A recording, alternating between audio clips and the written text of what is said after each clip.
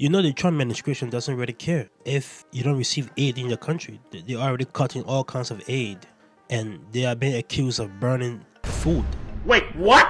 They are being accused of burning food, into the country. As you can see right here, senators slammed Trump official over expired food. The 500 metric tons of energy biscuit, enough to feed 1.5 million children for weeks, were reportedly intended for children in Afghanistan and Pakistan who have been allowed to expire. It costs about $130,000 to burn the food. Oh my God! So he doesn't really care if your country, people are suffering there. If food or anything from the United States was to come to your country in the form of aid, he would pretty much burn them, and he would spend money to burn them. It's just weird. Wait a second. The United States have approved $32.5 million in assistance to Nigeria to help address hunger. U.S. approved $32.5 million in assistance to Nigeria to help address hunger. Well, let's talk about this. Is this true or is not, right? Trump approved $32.5 million? I'm not sure. I don't believe it! Let's take a look. The United States government has announced a significant humanitarian package to Nigeria, pledging $32.5 million in food assistance to tackle the country's worsening hunger crisis. No way. There's no way. There's no way. I don't believe this. There's no way. Really? He approved $32.5 million. The aid, which will be channeled through international partners, is expected to benefit over 764,000 internally displaced persons, particularly those affected by ongoing conflicts in the Northeast and Northwest. According to officials, the funds will provide electronic food vouchers for families, nutritional supplements for more than 41,000 pregnant and breastfeeding women. There is no way. There's no way he approved of this. This gotta be fake news. It have to be fake news, right? First of all, on the northeast of Nigeria, there's huge amount of hunger. There's devastation of hunger happening in the country right now. I don't know what the government is doing about these hunger that's going on, and you have people killing each other. You have rebels group. It's crazy in the northeast of Nigeria. I don't know what's happening back there, but people are starving, people are hungry, people are dying, and I don't know what the government is doing, but it right now is at a peak level of concern. Hello everybody, this is just a quick break. If you like the content, please subscribe to the channel. If you indulge yourself in this form of content about self-reliance and the empowerment of Africa as a whole, subscribe to the channel. Let's keep this going. Your comment, your viewership, and your subscription all very, very matters. Now, let's get back to the video. Over 1 million Nigerians are on the edge of starvation. Clinics are closing, children are dying, and suddenly, boom, America shows up with a $3.2 million check. This gotta be some kind of leg pulling something. I don't think it's real. Nigeria is facing its worst hunger crisis in years. The Food World Program warned that over 1.3 million people are at severe risk. In fact, about 150 nutrition clinics have already shut down because of the hunger of the funding cut. This means that over 600 children could die simply because the world stopped paying attention. That is not just numbers on paper, it is life or death. So it seems like this gotta be real. This package gotta be real. It happened in September 3rd, 2025. Abuja, Nigeria. The United States has approved $32.5 million in assistance to Nigeria to help address hunger in a rare shift in U.S. foreign policy since President Trump suspended most aid through the United States Agency for International Development. So it is very, very rare. It's very, very surprising to see this, especially from the Trump administration. It says right here the funding will provide food assistance and nutrition support to internally displaced people to come in conflict defeated area. The United States mission to Nigeria said in its statement Wednesday. So it's actually real. The United States have approved $32.5 million in assistance to Nigeria, especially in the northeast part of the country. It's a very shock move by the Trump administration, I will let you know. It's very, very shock. Okay, let's come to this news as well. This one, it says, the United States will provide food assistance and nutrition support in internal displaced people in conflict affected area. The United States nation to Nigeria said in statement Wednesday. So every news organization is talking about this, which is very shocking. So after all this aid cutting, after all this disruption into providing aid to countries. After all these burning of food and burning aid to countries, now the United States is rarely giving money to help in Nigeria. You should know that this conflict in Nigeria is very, very worse. People are dying. It's crazy. Children are dying. It's bad. And I don't know what the country is doing about it right now, but it's very, very severe. And it cannot be sustained with this current rate right now. We have reached that level of huge concern, especially around the world right now. It's huge. To Nigeria now, where the number of people facing acute hunger has reached nearly 31 million. That's a record, according to the United Nations. Northeastern Nigeria has been particularly hard hit, and that's because of escalating violence by various militant groups. Added to that, global aid cuts are making the dire hunger situation even worse. DW's West Africa correspondent Azizat Alolua reports now from Nigeria's northeast.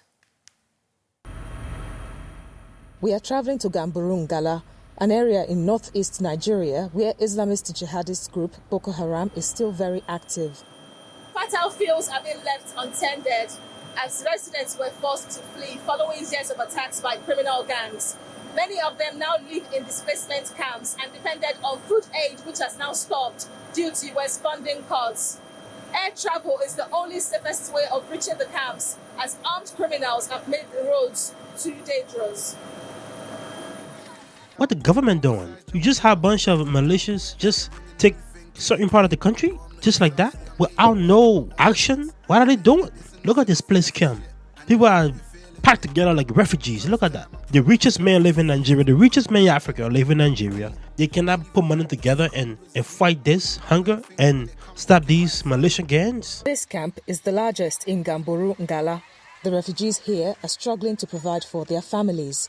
Travel beyond the camp borders is not safe as armed militants surround the perimeter. Kore Garba just rushed her youngest son, 3-year-old Jime, to the stabilization center. There, he was diagnosed with severe malnutrition and other health complications. My son had a fever and refused to eat, so I took him to a chemist to buy drugs. But I had to rush him to the clinic when his condition got worse. My husband and I don't work. We live on food aid, but what we get is not enough to feed our family. If you're having experienced real poverty in your life, this is nothing to you. You would think why the U.S. government is trying to, get money your way. You would think about, hey, we're suffering here in the United States. People are hungry. People are on the street. Why can the United States help its own people than sending food and money to other countries to help? I don't know why, but I'm telling you right now is that their life outside the United States in some of these countries that's facing real hunger is extremely high. Life, there's no life, especially on the refugee camp, and you've been forced there by militia group. There's no life there. People are depending on this aid. Just imagine 4 or 5 people, a mom and a dad having like 7 to 8 kids. They are depending on little food per day. In the United States, we're here.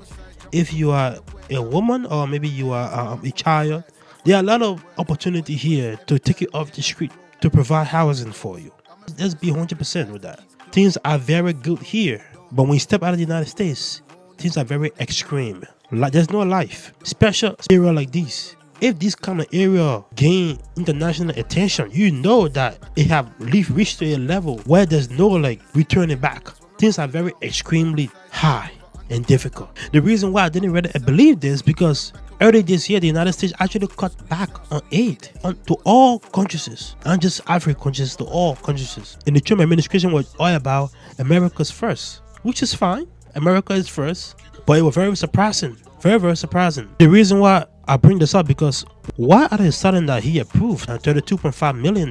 Why? Is it reached that level that you really can't annoy anymore? Because the condition right now is hard. Life on refugee camps are very difficult. People that survive refugee camp to come to the United States or to go to Canada, God just opened door for them. To come from that level of poverty, to live a better life in the United States or somewhere else, in itself is a success story. Because life there is like nothing. People are fighting over bread a day. And in this case, it's even huge. It's difficult. The United Nations says this year, at least 1 million children face severe acute malnutrition here in Borno and 2 neighboring states.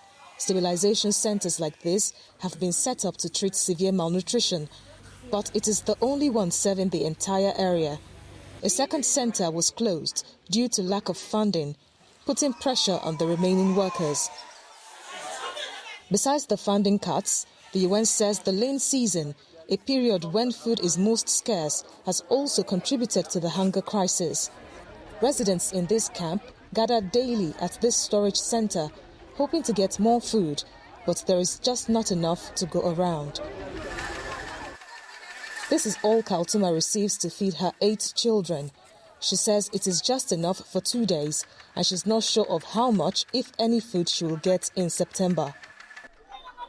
I depend totally on the food intervention we get here in camp because I don't have any means of income. Once I exhaust my food and the food support we get stops, I will be forced to take my children to the host communities and start begging for alms. The United Nations Office for the Coordination of Humanitarian Affairs, OCHA, says they received just a third of their expected funding for this year and don't expect more to come. So why don't most Nigerians help Nigerian? Why? In the United States here, there's a lot of Nigerian doctors. A lot of people come over from Nigeria. They become doctors. They become engineers. They make money. And there are most Nigerian, musicians that promote, good things and goodwill. And there are a lot of them that have money. And you have certain part of the country, which is the northeast part of the country, under severe poverty like that, and people are dying. I'm assuming in good heart that most of the Nigerians are helping. But also the government have to step up. You can just forsake a certain area of the country and people die like that. They have to help some way, somehow. They can just be dependent on foreign countries for help, which is a good thing. But if you just rely on somebody constantly, then what is your independence in that, right? What do you call independence? You can be all successful in preaching self-reliance and then you're 100% dependent on other organizations for help and other foreign countries for help. This is very disturbing, very disturbing. Trond Jensen, the head of office in Nigeria, wants the situation in the camps could get worse. What we're extremely concerned about is the fate then of children under 5 who are severely, acutely malnourished. That's a life-threatening condition. And if they don't get medical assistance, we're at risk of 420,000 children dying in Nigeria. The vulnerable here are already feeling the impact of the recent funding cuts. Unless more money comes in, their situation could get a lot worse. So, I think the best thing to take away from this is that life is difficult outside the United States, and especially on a refugee camp, and especially being forced on that camp by a military group. Life is extremely hard. There's nothing much you can do. Then pray that somebody hear your cry and bring food and bring help, bring some kind of assistance to you. Life is difficult. Don't listen to pretty much influencer will talk about, most of them will talk about, hey, I've been through that. No, you have not been through that. When it comes to life on the refugee camp, life is extremely difficult. And I want you to share this video, right? To governors in Nigeria, to representatives in Nigeria. Why are some part of the country being exposed to a military group and being harmed? Why some people so much are dying of hunger? What the country is doing, what the government of the Nigeria is doing to help these people, to save these people. You can also think about, why is Trump giving this money? Is it because he wants some kind of political leverage? I'm assuming it is. If he approves of this, he gotta be some kind of political points or leverage or something. You're gonna let a government, outside government, kind of exploit the country like this. You have to fight. The government of Nigeria have to save these people. You can just lay back. If you like what we're talking about, if you like this self-reliance, if you enjoy this content, and if you want to speak up, share this video, subscribe to this channel. Let's keep this going. Thank you.